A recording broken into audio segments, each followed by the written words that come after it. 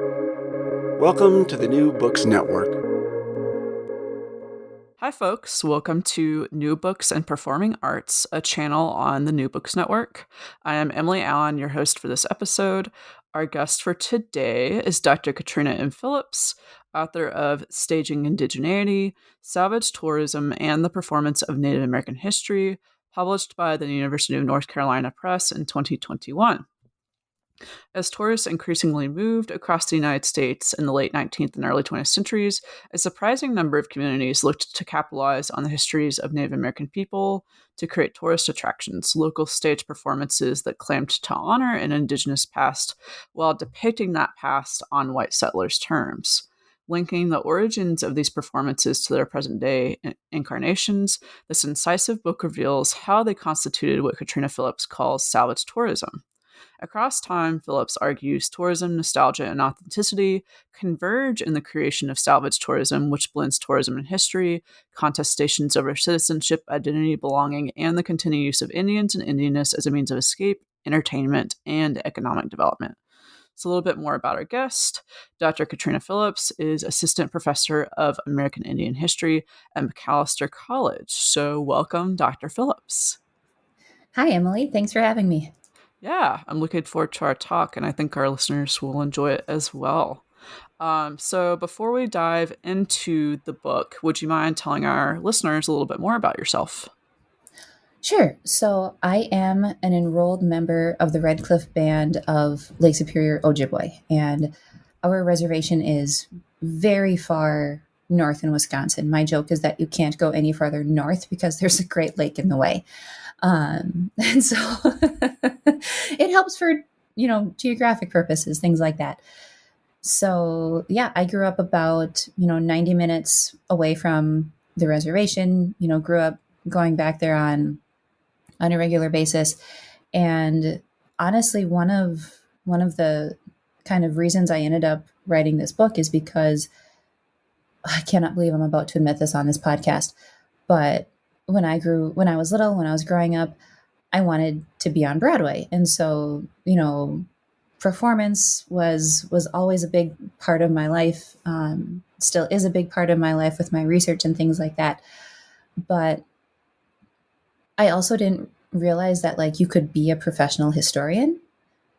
I loved history, loved reading about it and things like that. But it wasn't until I got to college that I realized I could actually be a historian. My dad was a high school English teacher and, has published several books and hundreds of, smaller pieces and things like that. But I didn't realize I could do something like that. And so it's been a really fun journey to get to this point. And I think having a chance where I can kind of combine a couple things that I really love has, been one of the best parts of being a historian so far. Yeah, that's awesome. And, so what was that like for you, in working on the research process for this book and, bringing these two worlds together, I guess? So I found this topic, one of my favorite things to do when I talk to, other researchers and things like that is to hear about how they got to their topics in the first place. And I actually stumbled on this research topic on a trip back to the reservation. When I was growing up, we would go back every year for the Bayfield Apple Fest. And so Bayfield is the town that's right next to the reservation. And every year it's this big festival with all of the orchards in town, and literally thousands of people go to Bayfield, for this every year. And, one time my mom and I went back. This was when I was in grad school. My dad had called and he was like, the Apple Fest is this weekend. You should come home and go with your mom. And everybody who's gone to grad school or who's in academia knows that October is the last time you want to go anywhere. And, I say that if you've ever met my dad, you already know how the story ends. So I went home and my mom and I drove up to the reservation and went to the orchard that we've always gone to. It's the only orchard we've ever gone to. And those little rotating racks of books, that you find in all the like small town stores and things like that. I went to that rack of books and I found this thing that was called the Indian Pageant Cookbook. And it was a reprint of this cookbook that had been put together in the 1920s by the Bayfield Civic League in order to raise funds for this pageant that they were going to do. And, I looked in the back and it was talking about this massive Indian pageant that was staged on our reservation in the 1920s. And I will never forget this. I turned to my mom and I was like, I study like performance, right? And history and stuff like this kind of seems like something you probably should have told me about. And my mom had the same look on her face that I did. And she was like, I have literally never heard about this. And so I bought the cookbook and, came back home or came back, down to the cities after the Apple Fest. And I was like, this is the strangest thing I've ever heard. Like, I need to know more. And I started digging through the archives of the Wisconsin Historical Society. And not only did I find out more information about this pageant that they staged on our reservation in the 1920s, but I found that it also wasn't the only one.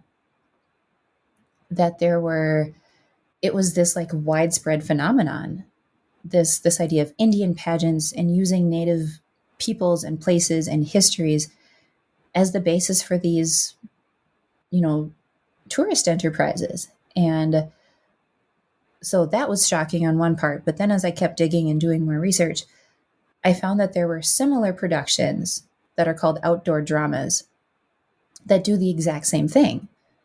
And, there's differences between historical pageants and outdoor dramas, but I found some of these pageants and dramas that, again, use Native histories and peoples and places as the basis for their scripts. And so once I found ones that were still performed today, I was like, I have got to see these.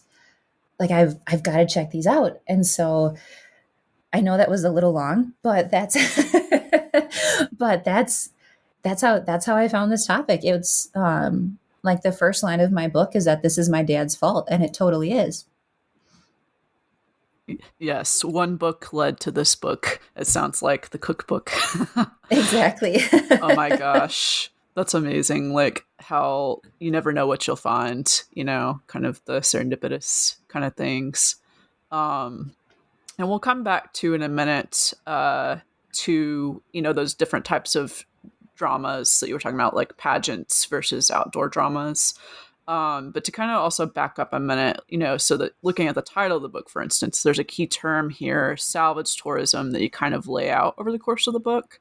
So can you kind of like explain to our listeners for some context what you mean by salvage tourism? Sure. And so I use this term to kind of describe how each of these three productions uses Native history to, in a sense, rescue regional economies. And it's a combination of kind of the theoretical framework of salvage ethnography and salvage anthropology. But I also combine it with the practices and the yearnings of heritage tourism. So if we're talking about heritage tourism, it's, the experience of traveling to places and taking part in activities that aim to represent the stories and the peoples of the past. And I came to this term, honestly, in a conversation with my graduate advisor, Jeannie O'Brien at the University of Minnesota, because we were sitting in her office trying to figure out why each of these productions occurred when they did. Like, what's the genesis behind each one of these? And, I know we're going to get to this in a little bit, but it was like, why did the Happy Canyon Indian Pageant and Wild West show start in the 1910s? Why did Unto These Hills start in the 1950s? Why did Tecumseh start in the 1970s? And we were sitting there talking about, it's tourism, but it's like they're trying to salvage something. And we both just kind of went, oh my God, salvage tourism. And, and the reason I think this term is so important is because it's explicitly tied up in this idea, again, if we're thinking back to salvage anthropology and salvage ethnography, that idea of trying to salvage native cultures before, as so many anthropologists and ethnographers believed, that native peoples were inevitably going to disappear. And I also argue that it builds on ideas of this nostalgic past through the nation building practices of tourism and the fact that tourism history, the history of tourism in America, is really entrenched in the creation of a distinct American identity. That idea of trying to continually ensure that America is different than Europe, and it has its own identity and things like that. And so that's where the term comes up, or that's where the term comes from. And it's been really fascinating to create this framework and then be able to use it to explain the genesis of each of these productions. Yeah, and speaking of the productions, you mentioned that you're focusing on three, and again, just kind of building some context here. You were talking about how historical pageants differ technically from outdoor dramas. So, can you kind of spell out for the listeners what those different, I guess, genres mean? And then kind of as a whole, when you're looking at these different case studies, what are some of the tensions you see, right? Like in terms of, especially as a historian looking at performance, what do you see in terms of fact versus myth? What's going on when there are native performers versus non-native performers? So can you kind of talk about the scene here? Sure. And so when we're talking about historical dramas, when we're talking about historical pageants, these are productions they really dominated the American landscape in the late 19th and the early 20th centuries. And these are pageants that primarily centered on either, creating a sense of civic pride or kind of boosting up civic pride. And they were dramatic presentations where there's kind of, a running theme or a series of events that take the place of a plot. And these are productions that had hundreds of people participating. And pageants are different than plays. They're not the same thing. And so Lawrence Avery calls them chronicles, with events following one another as historical chronology, not dramatic necessity dictated. And, when we think about pageantry, it's that kind of over the top, and, there wasn't dialogue that we see when we're talking about plays or musicals or dramas or things like that. It's like, you have people who are representatives of prominent figures. So, if someone was portraying George Washington, they would step forward and be like, I am George Washington. I led the Continental Army in our glorious War of Independence, and then went on to become the first president. Like that's the pageant, the historical pageant vibe. And they were really big, like I said, in the early 19th or in the late 19th and early 20th centuries. And David Glassberg has a phenomenal book on this. And that was where I learned a lot about historical pageantry. And so the other type of production I look at here is called either an outdoor drama or a symphonic drama. And the main person behind this movement, the symphonic drama movement, is a man named Paul Green. And he wrote many, many outdoor dramas. And his very first one was The Lost Colony, which has been staged, over by Roanoke since like the 1930s. And his big push with this new type of production was that he focused on this word symphonic drama, not just because of the use of music, but because for him it was the best way to describe how all of the different elements of the theater, so, music, song, dance, pantomime, whatever, how they all work together. And he was really clear about calling them symphonic dramas as opposed to, music or musical dramas. And because for him, in the original sense, it was the idea that they were all sounding together. And for Green, it was very much about creating a democratic production, thinking about these productions as being something by the people and for the people, as opposed to, Broadway, where it's like one of the main differences is it's like if you think about what it takes to go see a Broadway show and the money involved and the time, and you dress up, you go out to dinner, you go to the show, and then you go home. And with these symphonic dramas and these outdoor dramas, it's much more aimed at families. There's a distinct, socioeconomic piece of that as well. And it's really fascinating to kind of see how the shift from historical pageants to outdoor dramas happens in kind of, the 1930s through the 40s and the 50s and so on. And as far as, some of the tensions that I see, the way you phrase that question, thinking about in terms of fact versus myth. And as a historian, that is the thing I have struggled with the most. Because, and again, when we think about pageants, how I mentioned before, where it's like, it doesn't matter what the dramatic tension would be. It's like pageants follow the order of the events. And outdoor dramas, symphonic dramas, play really fast and loose with the history. And so that was something I struggled with the most. It was like the performer side of me was like, this makes really good drama. And the historian side of me is like, but that's not what actually happened. Like, that's not.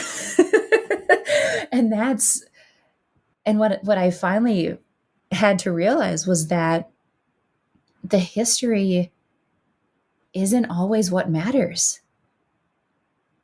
It's the performance. It's what it looks like to sit in the audience and see,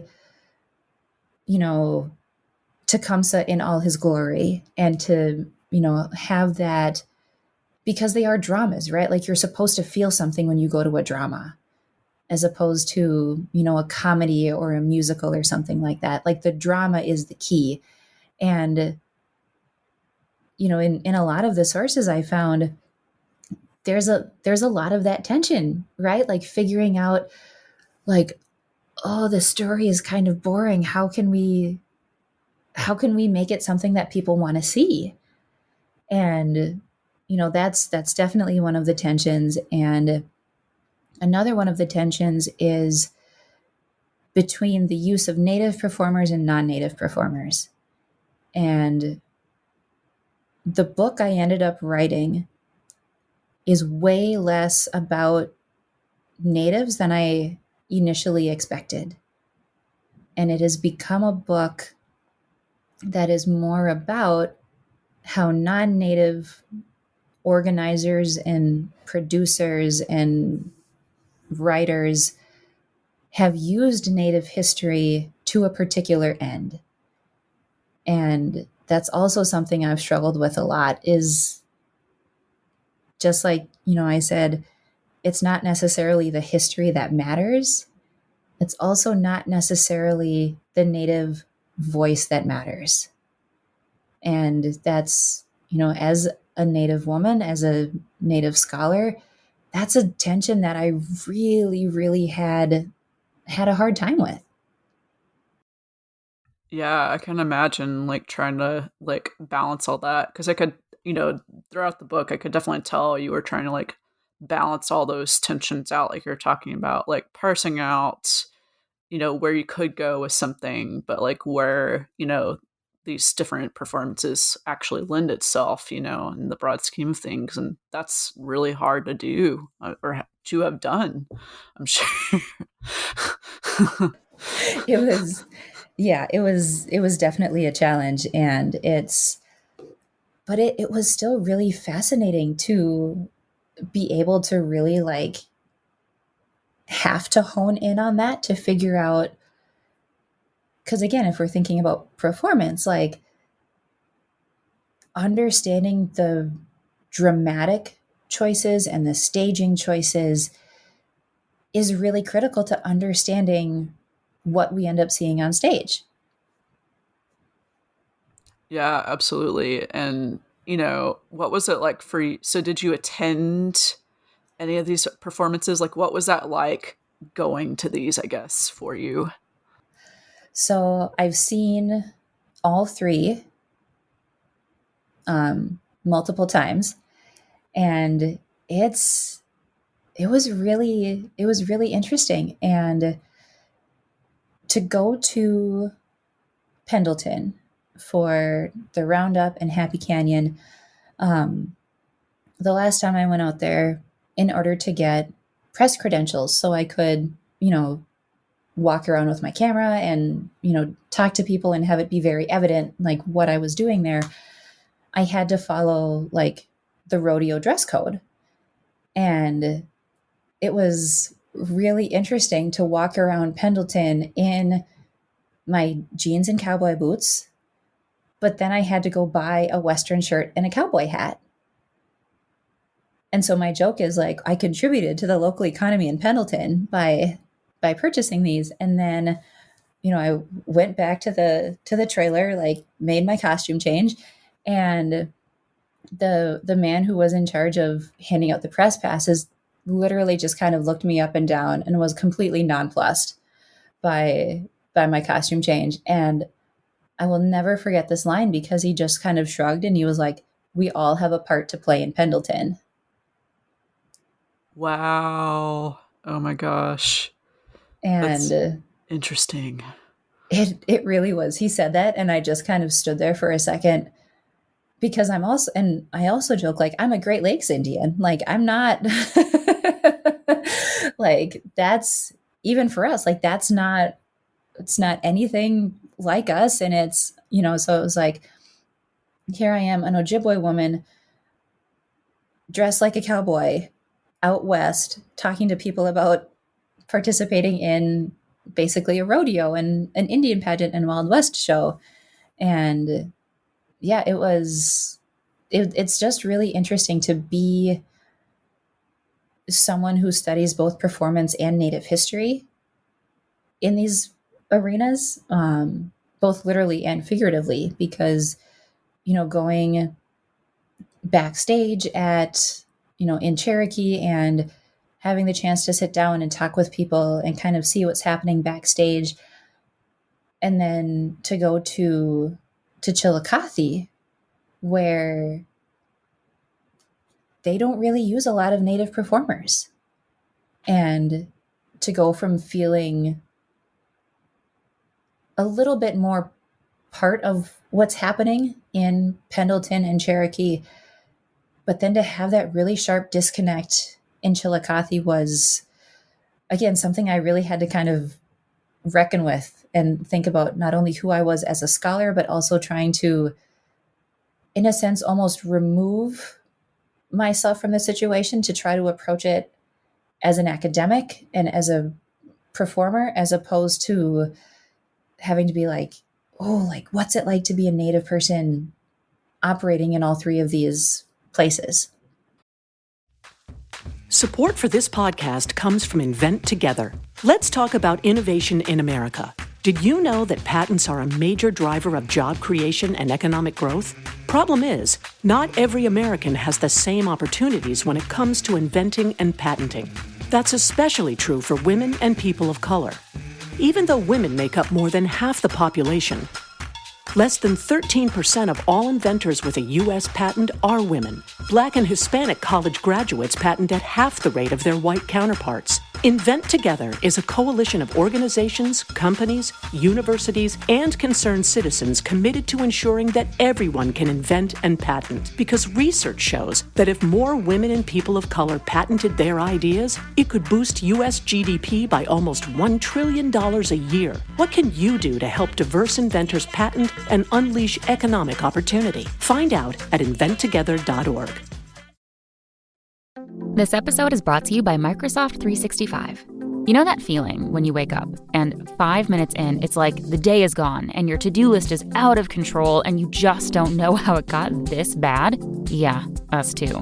With Outlook in Microsoft 365, you'll get one place for your emails, calendars, and to-do lists. Plus, with Office apps like Word, Excel, and PowerPoint, and 1 terabyte of cloud storage included, you'll be ready to take on whatever life has in store. To learn more, go to amazon.com/Microsoft 365. Yeah, how are you having to perform in these spaces? Like that, those tensions as well, and that. Ooh, yeah. But I thought that was really interesting about the book, though, that you like went to so many different places and like you were just talking about, like engaging with these different spaces in so many ways. And you were just talking about a minute ago, like, kind of your first case study in Pendleton, Oregon, so can you talk a little bit about like kind of in this first situation, what changed in, the 1910s context and, what you were seeing like in more contemporary times? So, what's really fascinating about Happy Canyon is that so little has changed with the production itself. And the roundup starts in the early 1910s, and they add kind of a night show entertainment-y thing a couple years later because so many people came to Pendleton for the roundup, and they had to find something for people to do at night. And so they do the first couple night shows and things like that. And it's very much, again, like the Wild West vaudeville type slapsticky show. And then a couple years later, they add the Indian pageant part to it. And one of the biggest factors for Happy Canyon is that it's not really rehearsed. And that's one of kind of its claims of authenticity, is that they don't need weeks and months of rehearsals.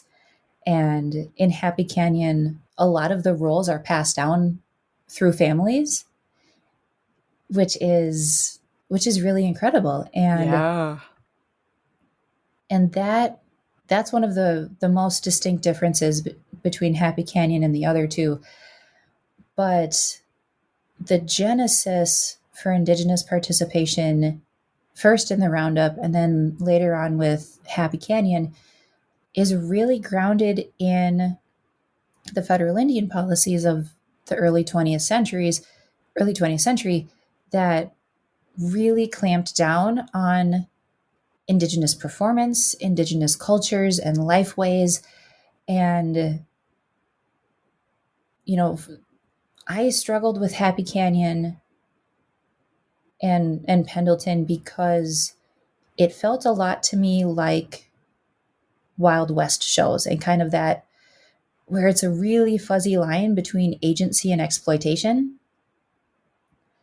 But the more I talk to people, the biggest shift is in why people participate in Happy Canyon. And Roberta Connor, who's from the Confederated Tribes of the Umatilla Indian Reservation, has said this in her writings, where she's like, some people love Happy Canyon, some people are ambivalent about it, and some people just don't even engage. Like, they leave town during Roundup Week.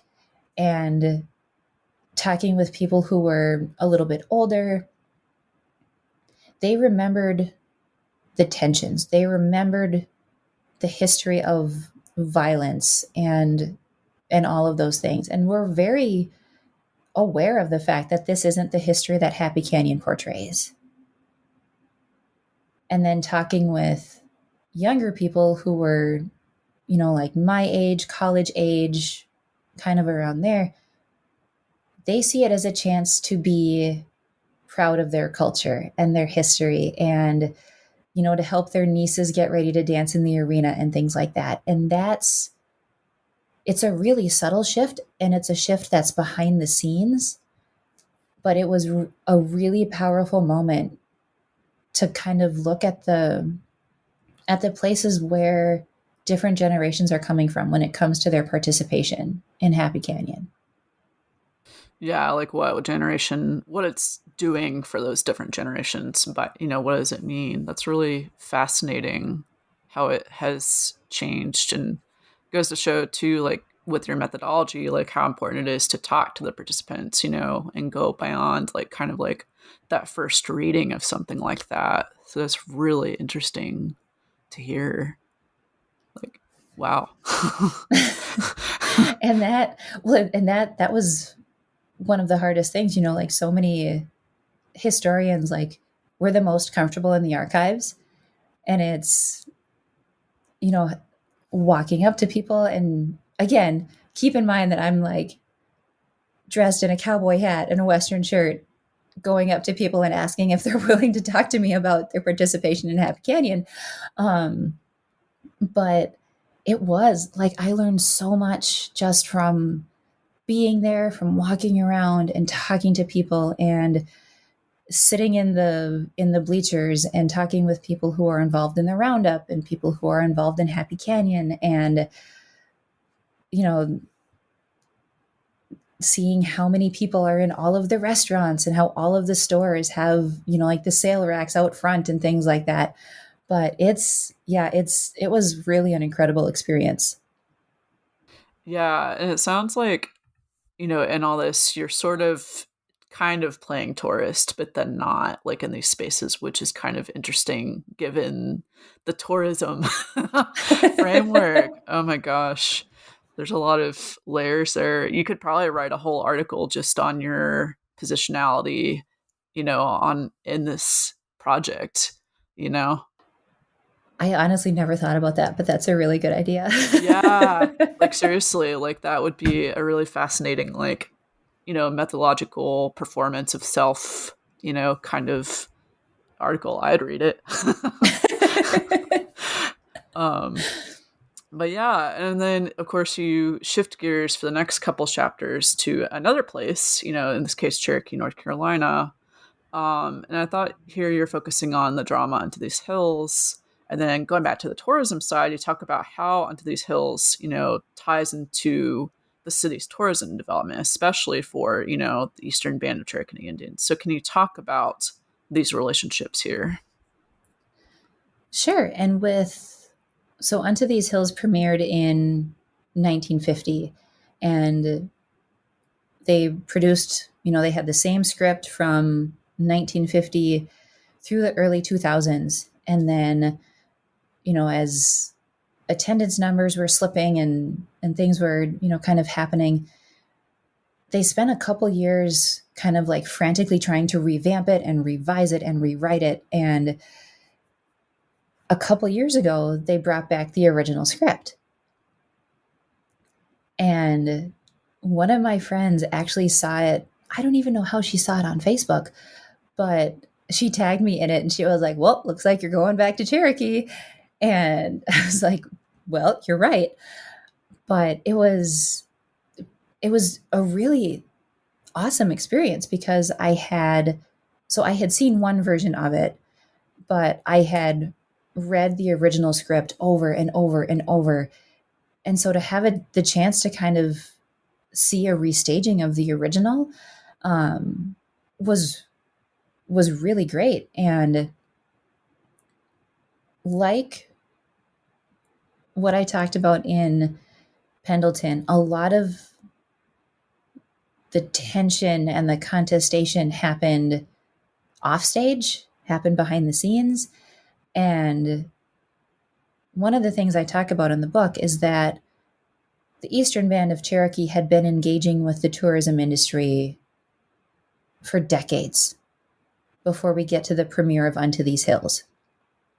And Unto These Hills premieres not only in the Cold War, but also in another era of federal Indian policy, which is the era of termination and relocation, where the federal government's intent is to, for once and for all, sever the treaty-designated relationship between Native nations and the federal government. And kind of the main government official behind the bill, whose name was Arthur Watkins, likened it to the Emancipation Proclamation, this idea of kind of freeing the Indians, if you will.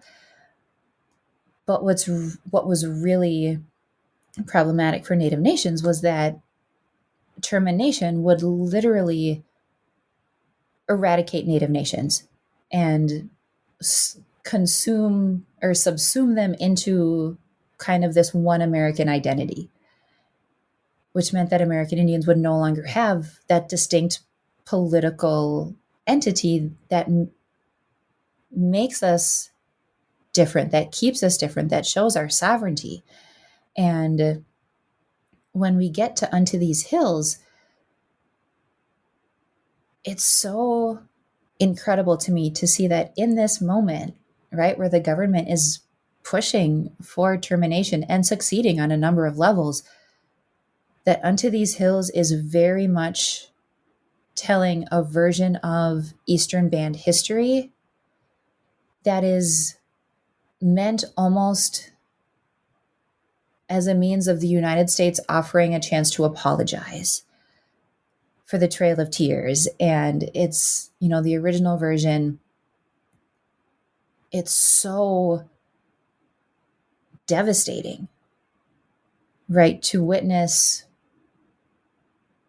removal. And there's also a removal scene in Happy Canyon. And if I'm thinking about it from kind of the theatrical element, what stands out to me in both of those is that in both of the removal scenes, they move from the audience right to the audience left. And so it's still that idea, right? So if you're on stage and it's, stage left to stage right, it's the West, right? It's moving everybody westward. And it's a really powerful image. And again, that's where that dramatic element comes in. And a lot of the contestations over the script for Unto These Hills was because of how Kermit Hunter, the author of the script, was playing with history and the relationship between Unto These Hills and the Cherokee Historical Association, which was the association, is the association that puts on the production, was basically fraught from the beginning. And a lot of Eastern Band members really did not like a lot of the elements of the script. But the Historical Association went on with it and staged it, and Unto These Hills became one of the biggest outdoor dramas in the country. And it sold its millionth ticket faster than any outdoor drama had prior to it. And so when we're thinking about what it means for people to see this kind of history, this version of history, and then take that back with them versus the history that actually happened, it shows how much is really at stake in these productions. And, now the Eastern Band, has a really profitable casino that's enabled them to do a lot for the Eastern Band with hospitals and education and providing for the Eastern Band in a way that Unto These Hills never really did. And so the diversification of the tourist economy in and around Cherokee kind of takes Unto These Hills, Unto These Hills is no longer really the main billing. And so it's really interesting to see how Unto These Hills, it's still a thing. It's still performed every year, but it's not the only thing. But sorry, I know that's a lot, but it's there are a lot of pieces to this puzzle. Yeah, and I think that definitely helps kind of give our listeners they need to read those chapters because, it unpacks all that. And, I think that definitely paints the picture of the shifts that you kind of outline there. And it is complicated, and it's interesting to see how, that performance is decentered a little bit, in that way. So I think it was great to kind of hear that kind of spelled out too. And then finally, the third stop of the book, you take us to Ohio for chapters 5 and 6. for yet another drama, Tecumseh. Going back to what you were talking about like earlier in the conversation about these like articulations of U.S. nationalism and identity. Can you kind of come back to that here and talk about it specifically with this performance? Sure. And one of the things I joke about is each one of these productions is so strange in its own way, but Tecumseh is the one that I honestly struggled with the most, because Tecumseh premieres in the early 1970s. And so this is on the heels of, the Vietnam War. We're not that far removed from the civil rights movements.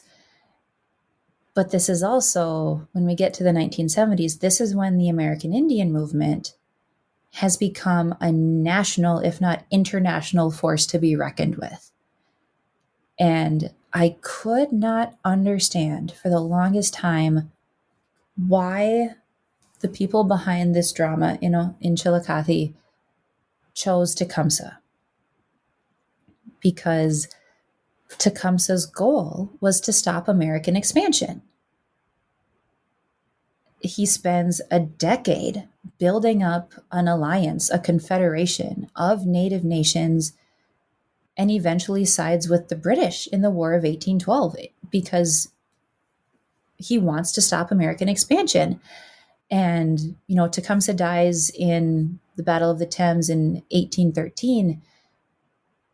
And the Confederation crumbles in a sense after that. And the Shawnee are removed from what's now Ohio, forcibly removed from what's now Ohio in the wake of the war. And, they're removed to what's now Oklahoma.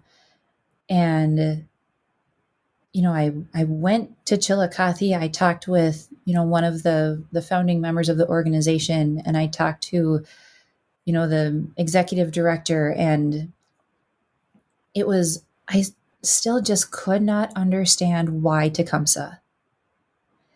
And what I did with the Tecumseh production that I did not do with the other two, you said earlier before about like playing tourist and things like that.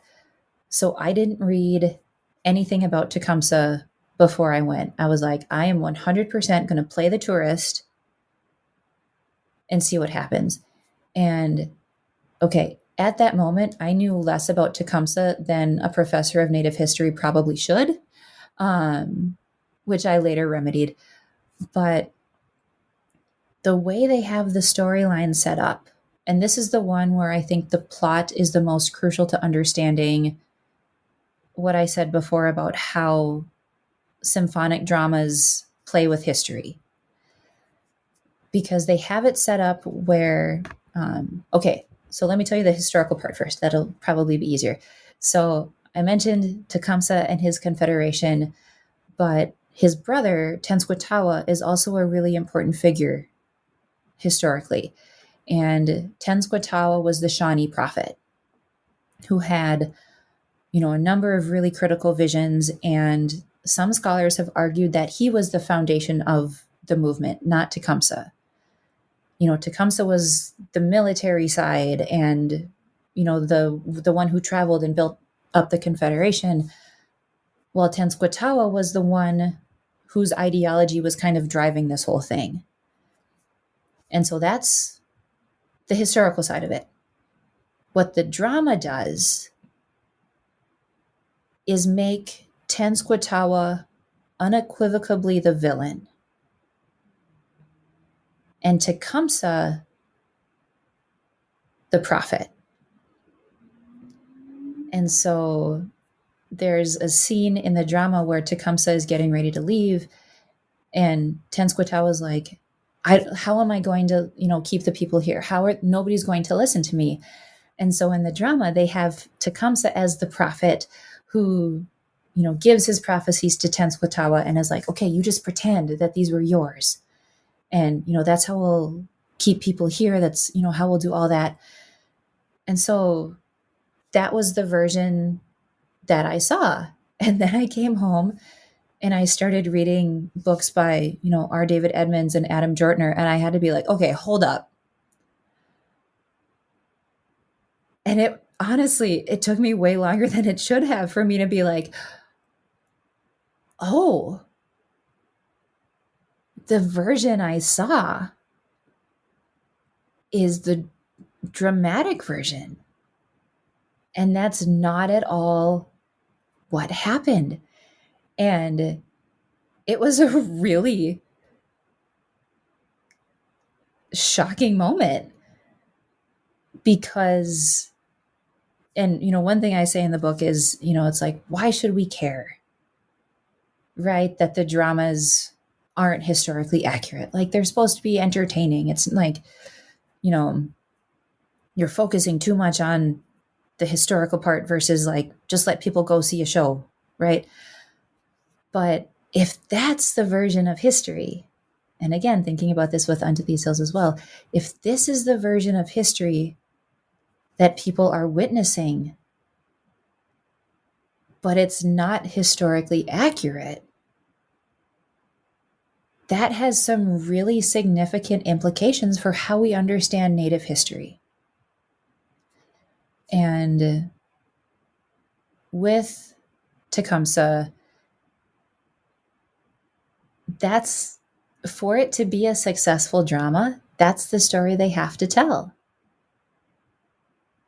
Because if you're going to focus on Tecumseh's life and his mission, if you want the audience to walk away feeling what you want them to feel, having seen an outdoor drama, that's how it has to be. Because we know Tecumseh dies with his dream unfulfilled. And the reason that he does not succeed is exactly why they can celebrate him in a drama.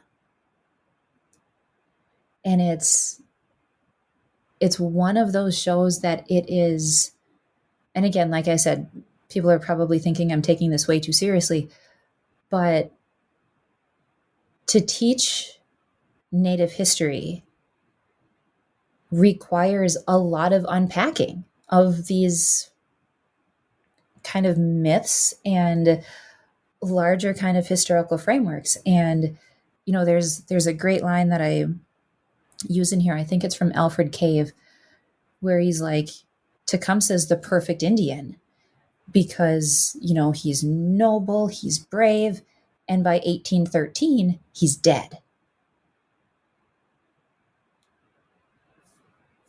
And so that's how they can kind of like disassemble the historical Tecumseh and kind of put him back as a dramatic figure.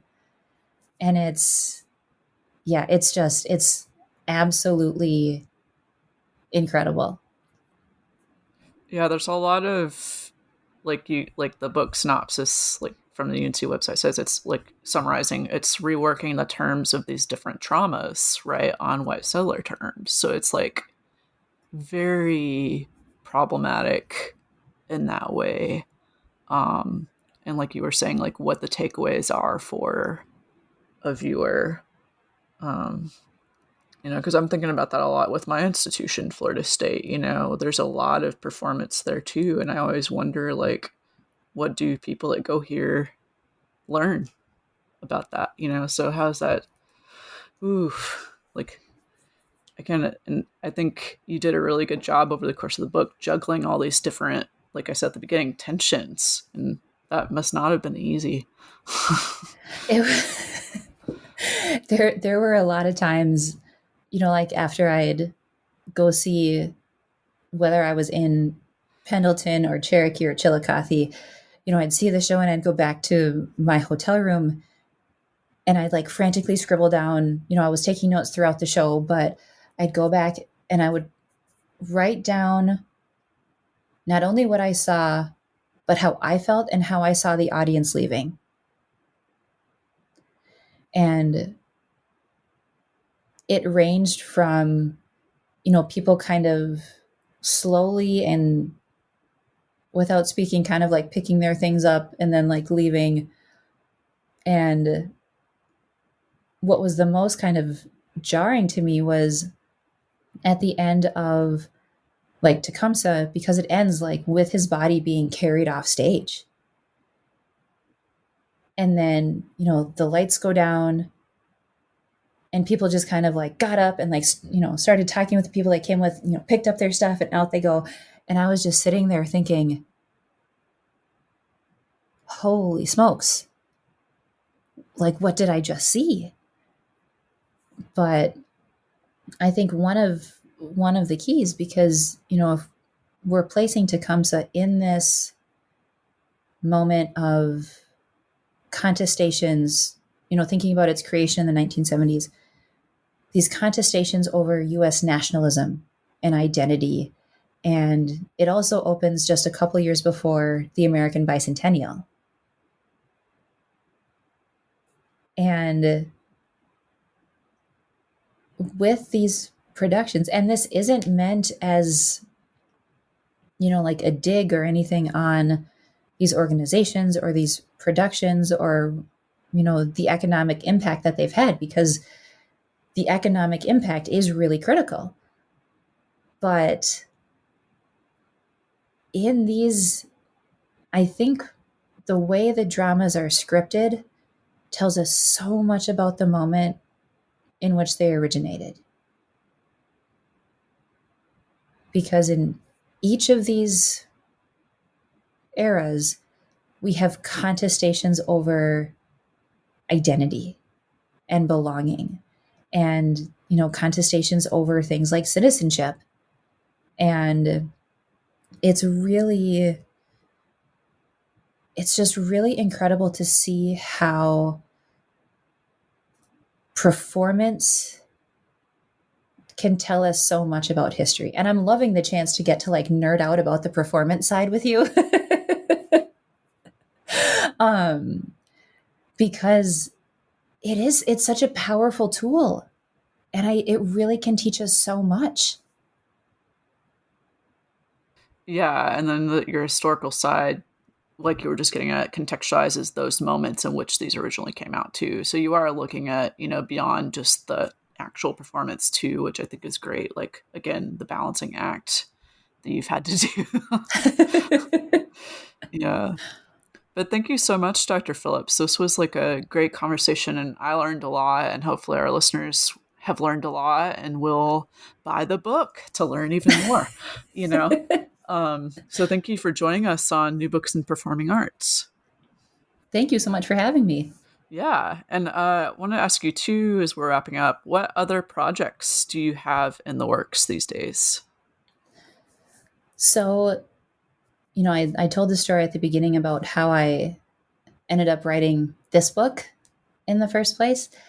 And so I had written about the pageant on our reservation. It was called the Apostle Islands Indian Pageant. I wrote about that in my dissertation, but it didn't make the cut for the book because it only happened a couple of years. It's, you know, I can talk a lot about what it meant historically, but there's no like contemporary counterpart for it. And so, this sounds so corny when I say it, but, you know, the first book took me farther from Red Cliff than I ever would have imagined. Like, I never thought I would end up in, like, no offense to Ohio, but like, I never thought I'd end up in Chillicothe, Ohio, like doing research for this. It took me everywhere. And I'm really grateful, you know, for everything I got to experience in writing this book. But the second book is actually going to take me back to Red Cliff. I'm going to start with the pageant in the 1920s, and I'm going to look at activism, environmentalism, and tourism on and around Red Cliff from the 1920s to the present day. And so performance will still be in there. It'll still be part of it. But that's my hope with my next book project, is that, you know, it'll take me back to Red Cliff and, you know, give me a chance to write a book that's for Red Cliff and not just a book about Red Cliff. So I'm in the early stages of that project, but I'm very excited about it and excited to see where that one's going to take me. Yeah, and that's awesome that it's so meaningful for you too, like in that way. So I'll be really excited to see where that goes.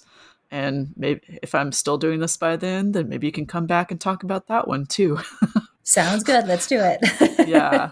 But again, thank you so much. This was such a pleasure talking with you today. Yeah, thank you again. It was really great to get a chance, like I said, to nerd out about the performance side of it. Oh yeah. And listeners, just like as a quick recap, this was an interview with Dr. Katrina M. Phillips, author of Staging Indigeneity, Salvage Tourism, and the Performance of Native American History, published by the University of North Carolina Press in 2021. And this is Emily Allen, and I'll catch you next time here on the New Books Network.